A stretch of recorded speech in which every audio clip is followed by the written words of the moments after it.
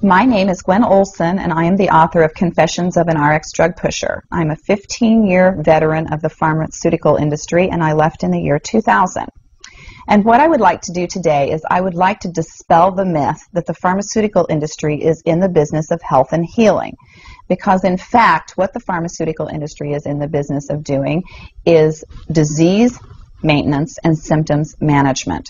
They are not in the business to cure cancer, to cure Alzheimer's, to cure heart disease, because if they were, they would be in the business of putting themselves out of business, and that in fact doesn't make sense. I don't want people thinking that I am a conspiracy theorist, because in fact there is no theory behind what I'm telling you. It's all provable. And what I'm saying is provable is that the pharmaceutical industry doesn't want to cure people. You need to understand, specifically when we're talking about psychiatric drugs in particular, that these are drugs that encourage people to remain customers of the pharmaceutical industry. In fact, you will be told if you're given a drug such as an anxiolytic or an antidepressant or an antipsychotic drug that you may be on the drug for the rest of your life. And very frequently people find that they are on the drugs for a very long period of time, if not permanently, because they're almost impossible to get off of. Some of them can have very serious withdrawal symptoms, and most of them can have extremely serious withdrawal symptoms if they're stopped cold turkey, but some people even experience withdrawal symptoms when they try to titrate or they try to eliminate the drug little by little, day after day. So it's really important to understand the motivation behind all of the current maintenance drugs that are on the market, even, for example, drugs such as cholesterol-lowering drugs. And what we are in fact finding now is that cholesterol drugs are lowering cholesterol excessively and causing other disease states as a consequence. So you need to be careful about trying to take drugs in order to remain healthy, because you're never going to have anyone come to you and tell you that the drugs are always tried against a placebo in clinical trials. What a placebo is a sugar pill. And in fact, many drugs are not found to be much more efficacious than the sugar pill. And in a case in point actually is the recent clinical trials that were released in the meta-analysis that came out of the UK on antidepressants, on the newer SSRI, selective serotonin reuptake inhibitor antidepressants. And what was found was the information that activists and other researchers have known for decades, was that antidepressants are no more effective than placebo, no more effective than sugar pills. But yet there are over 44 million people that have been taking these antidepressants, and a large number of them people that have mild to moderate depressive episodes. In fact, they prove that the antidepressants were not effective in anyone with the exception of some of the most severely depressed patients.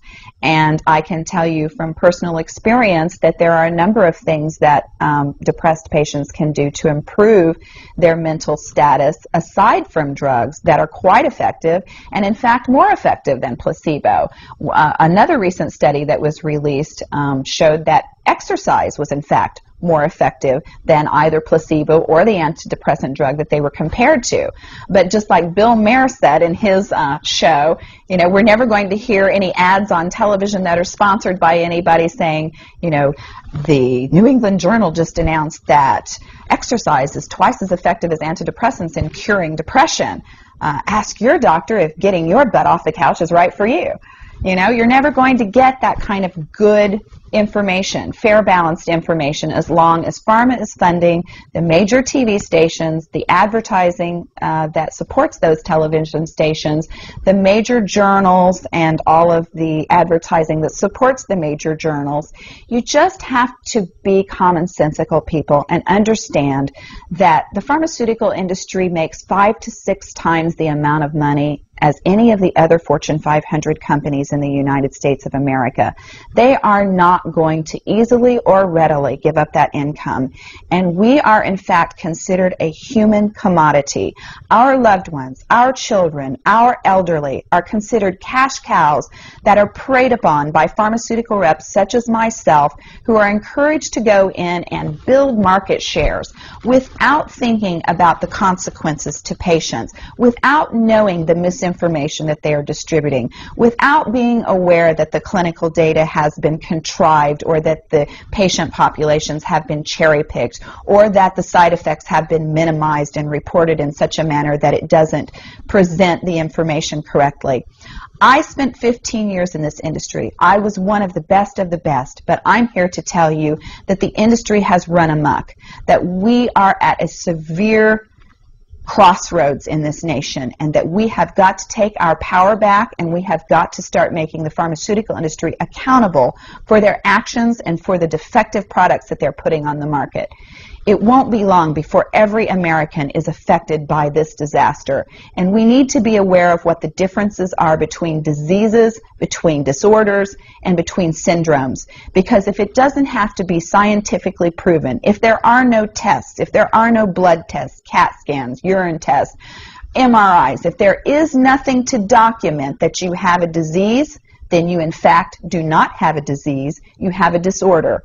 And it has been given and has been diagnosed pretentiously. And you need to get yourself educated and understand that there are options, and those options are much more effective than drugs. You need to look into the nutritional aspects of your diet and your lifestyle aspects. Are you exercising? Are you taking care of yourself in the ways that you need to be proactive about your health? Because once you start down the road of taking one prescription drug on top of the other, you will be a lifelong customer for the pharmaceutical industry, and your choices will be truncated. So I would like to ask you to please self-educate, be proactive, and share the information with others. The next victim could be someone that you love. Thank you.